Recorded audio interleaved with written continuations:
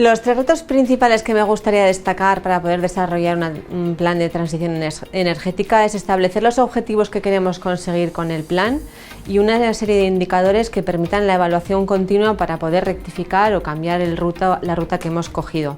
En segundo lugar, es un tema tan transversal que implica tantos sectores que es imprescindible la colaboración tanto a nivel de asociaciones y ciudadanía como empresas y la propia administración.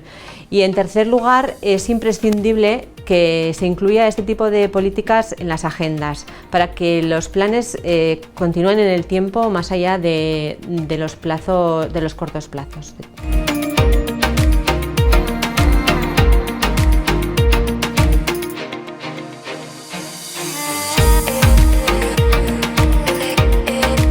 Una de las líneas de actuación que estamos desarrollando y probablemente la más importante sea la estrategia de transición energética y cambio climático del Ayuntamiento de Pamplona.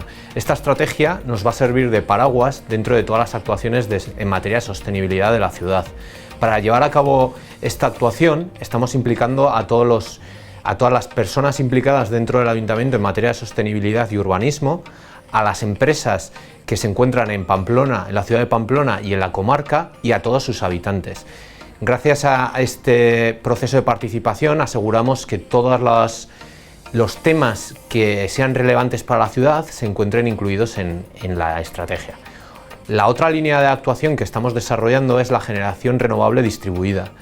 A lo largo de los últimos 20 años, desde el año 2000, el propio Ayuntamiento ha ido desarrollando instalaciones fotovoltaicas en sus instalaciones municipales. Además, en los últimos 2 años se ha sacado una línea de subvención para que los ciudadanos puedan solicitar ayudas en instalaciones fotovoltaicas de autoconsumo. Y por último, en el último año el consistorio ha contratado la elaboración del mapa solar de la ciudad, de tal manera que los ciudadanos son capaces o van a ser capaces de conocer las necesidades o las opciones que hay en sus edificios municipales.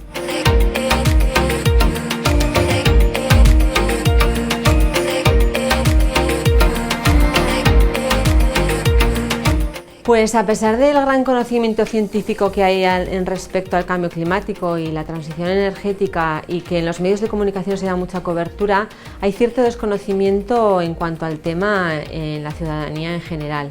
Otro obstáculo que hemos encontrado es la falta de presupuesto para poder llevar a cabo los proyectos que se establecen en las estrategias. Y por último, la falta de recursos humanos en las entidades locales para poder impulsar este tipo de acciones.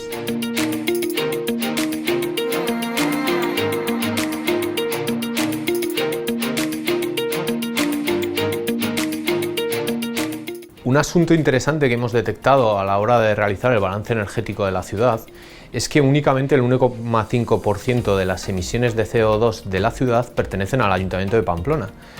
Eso nos hace reflexionar si el papel del Ayuntamiento es ese 1,5% que reflejan las emisiones. Y tras hacer esta reflexión, la conclusión es claramente, y la contestación clara, es que no. Es decir, el Ayuntamiento tiene que trabajar dentro del propio Ayuntamiento para tratar de reducir su huella de emisiones, pero tiene que hacer un trabajo muy importante con la ciudadanía y con las empresas para tratar de reducir a nivel global las emisiones de CO2 de la ciudad.